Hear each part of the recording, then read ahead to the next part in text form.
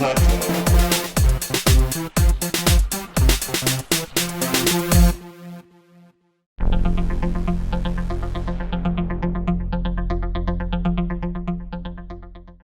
the trekkers follow the life of Patrick Henry in Hanover, Virginia.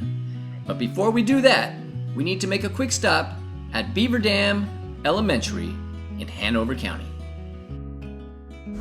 I'm David. And I'm Alfonso.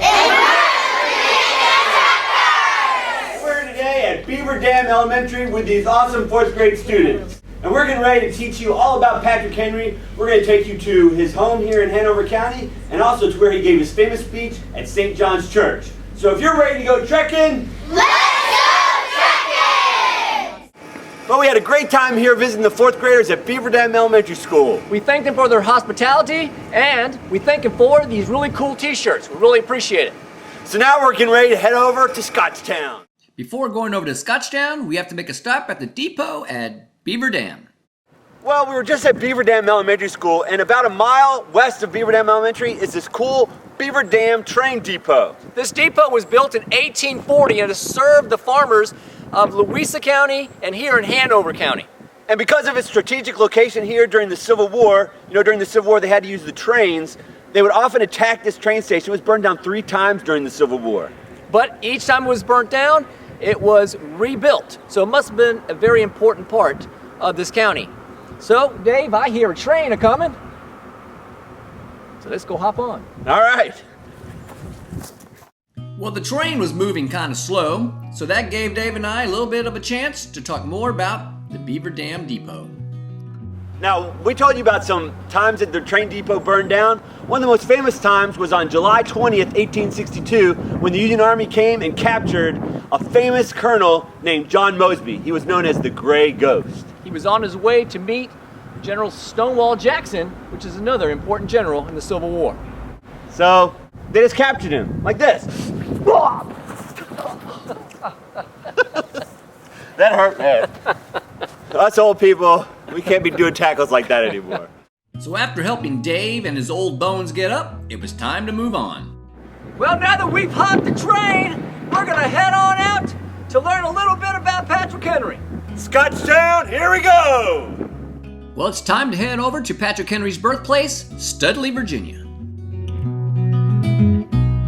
Well, we told you that we were going to take you through Patrick Henry's life, so what better place to start than right here at Studley in Hanover County. Right behind me you see some beautiful tall grass with some beautiful clover, and it was just a few hundred yards further that the actual birth of Patrick Henry took place. He was born May 29th, 1736. And there's nothing left of his original house. It's been destroyed over the years, but there is an archaeological dig going on where they're trying to recover artifacts from his family. So much history here in Hanover. We're going to continue the path and learn more about Patrick Henry and his life. So let's keep on going, Dave. So now we're going to head on over to Rural Plains to check out the Shelton House. Here we are at Rural Plains Plantation. This was the home of Patrick Henry's first wife, Sarah Shelton. In fact, there were 8 generations of Sheltons that lived in this house. That's right, and Patrick Henry married Sarah right in the family parlor when he was just 18 years old. This is an important plantation. It had a wonderful culture, life of growing crops, and it ran very smoothly until the Civil War disrupted it. That's right, a battle raged right around the countryside here, around the house, and soldiers who came here would often write back to their families and say that they were fighting where Patrick Henry lived.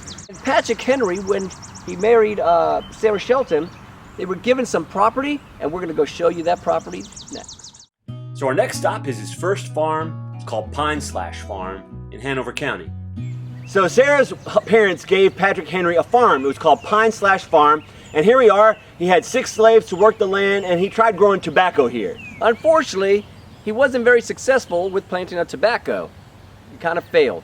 And he also tried to open up a general store. He did that for a while, but that also didn't pan out very well. So, it just goes to show you that no matter how famous you are, before you get to that point, sometimes you do have failures. That's actually how you learn. That's right, and the key is you don't give up. So he tried farming and he failed, he tried owning a store and he failed, and then he tried becoming a lawyer and he was successful at that. Absolutely. So, after he moved here with his wife, they actually went over to Hanover Tavern, which is going to be our next stop. So let's head on over there. Let's go. Like Alfonso said, we're going to travel a few miles up the road to Hanover Tavern. The Hanover Tavern, as you see behind me, is a very important place and served a very important function. That's right, all through the 1700s, travelers who were coming to the courthouse would stay here at Hanover Tavern, and also Patrick Henry's wife Sarah, her parents owned this tavern for a while, and after Patrick Henry's farm failed, they moved in here. And this is where Patrick Henry would give some speeches and kind of promote his law practice and things like that, so he was kind of drumming up business here at Hanover Tavern. Right across the street is the Hanover County Courthouse, which we're going to show you next. Here we are at the Hanover Courthouse, which was built in 1735. This is actually where Patrick Henry lit the torch for the Parson's cause. That's right, and Parson's cause was one of his most famous court cases. And what happened was the king was making the residents here pay taxes to pay the preachers. And Patrick Henry, of course, didn't believe that that was right. So he argued against that here, and he said that kings that do that are tyrants. That's right. The old tyrants.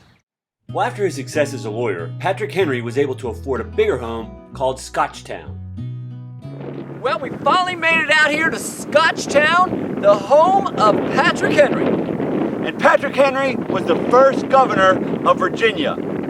He also is known for his speech, "Give me liberty or give me death." So we're going to show you around where he lived, and then we'll take you to where he gave that speech. Let's go take a look, Alfonso. Well, unfortunately, it's only open March to November, and it's January. But let's go anyway. Behind me, you see Patrick Henry's house. Although Patrick Henry wasn't the original owner, it was built by Mr. Chiswell in 1725. He and his family did move in 1771. But they didn't stay here that long, because in 1776, Patrick Henry was elected the governor of Virginia, and they had to move to the capital of Virginia at that time, which was Williamsburg.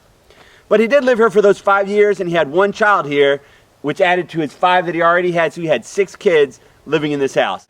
Something amazing about Patrick Henry was that in 1775, when he gave his famous speech, he was actually having some big family problems at home.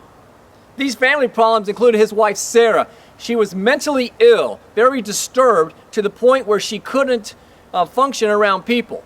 So she had to go into isolation. This really hurt Patrick Henry, even though he took care of her and fed her and clothed her.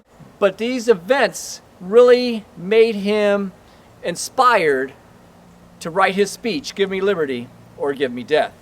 So even if you're having family problems, you can still go on to do great things like Patrick Henry. And they say he kept his wife in the cellar.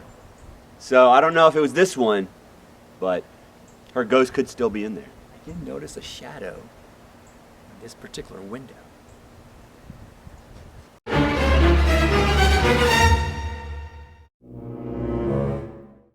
Now let's take a short drive towards Richmond to St. John's Church. Or St. John's Church at Church Hill. This is where Patrick Henry had his famous start and made his famous speech. The bells were ringing. Let's go check it out.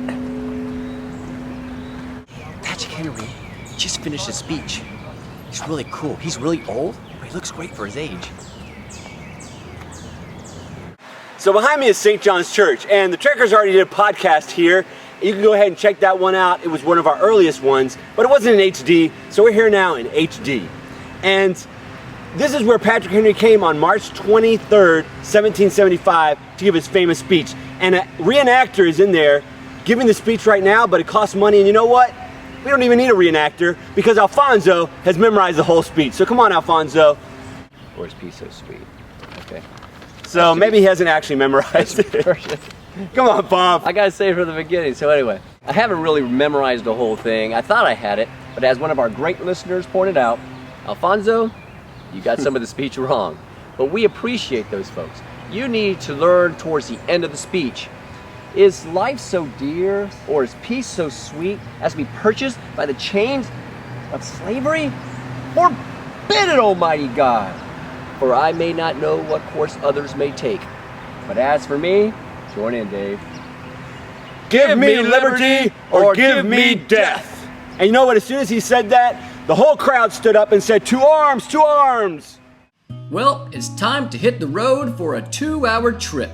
We're going to head on over to Patrick Henry's retirement place, Red Hill. Well, here we've come to the last stop on our trail of Patrick Henry's life. We're here at Red Hill, the Patrick Henry National Memorial. Let's go take a look at the final resting place of Patrick Henry. It's a beautiful day, so what do you say? I'm ready. Let's go, Alfonso. Let's go. So Patrick Henry, thanks for inviting us to your home. Looks like a beautiful place. Can't wait to explore it a little bit more. And I do have to say this, you have a nice nose. Nice and pointy there. Now you may wonder why Patrick isn't smiling. It's not because he doesn't want to be with the Trekkers. No, it's because he spent over 3 decades, that's 30 years, serving this country in many, many different ways. So he came to Red Hill to basically retire, Dave, and to take it easy and enjoy it. That's right. So let's show you around the grounds of Red Hill.